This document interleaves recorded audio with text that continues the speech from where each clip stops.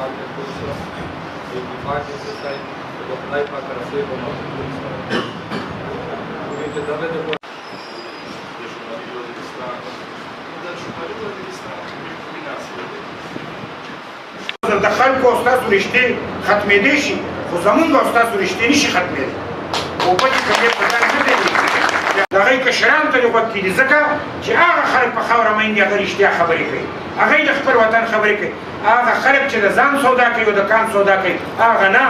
سوداګر خلک نه د کام مین خلک ای سره خبره پکار ده چې د دې مسلې حل راوباسي او موږ به تاسو سره بالکل مکمل طور په دې کې کلک چې کوم دی ولاړ یو چیئرمین وزیرستان قومي متاثرین کمیټي عبدالخلیل د تخیل او د میر کمیټي چې جوړه شوې د مخاطي وضاحت وکړو ته غوښه وکړه په داغه شی امیر د سفران وزیر نوسو بریګیډیر نوسو کمشنر نوسو اکرم دورانی نوسو چې په میر باندې دا اعتماد دیغه وکړو چې توسو د وزیرستان قومي متاثرین کمیټي د منتخب کمیټي دو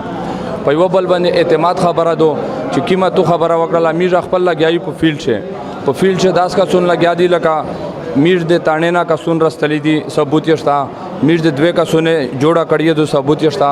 میر د مارډر کیس اف ای آر درج کړای دی پوسټ مارټم یې کړای دی دا غي ثبوت شتا دغه نه علاوه میر د پاینټینا باندې کا سن ور کړی دی هغه د صابونه ونڅ د مزدګاره پر سه پر پاینټینا باندې شوی نبی د متاثرین خدمات کو چې چاته د شناختی مسله دو چاته د سامان او خوستل مسله دو چې چا باندې رشن چا خلوص تای په دا باندې هغه کسونه د سره خبره غکو او لیار ته سي خوي دا سره چې یو خو دا کمیټي چې کوم د مختلفو خیال خلکو نه د مختلفو پارټو ده نو د دې دا یو کمال دی ځکه چې دې وخت کې د سیاست ضرورت نشته د سیاست نه بالاتر د خلکو چې کوم نو مسلې حل کول غواړي او چې دا ټول شریک پکې دي نو دا کمیټي په خپل کامیاب ده بیا دوی په خپل هم دا وایي چې ډېرې ذمہوارۍ دي چې هغه مونږ ته دوی په لاس راکړي چې چونکې دا با اعتماده کمیټي ده نو لازمي خبره چې کله داسې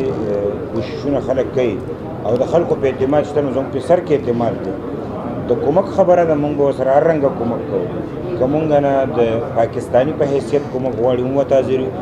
که د پښتو په حیثیت رانه غواړي هم ورته حاضر یو که د مسلمان په حیثیت غواړي هم حاضر یو که د انسانیت په حیثیت غواړي هم حاضر یو او که د خاورې د شراکت په بنیاد غواړي هم حاضر یو زمونږ او د دوی هغه رشتې دي چې دا شلېدی نه شي لہذا مونږ د هر قسم کومک ته د دوی تیار یو ځکه چې دوی د کور نه بې کوره شوي دي او په پښتو کې دا زمونږ میلمانه دي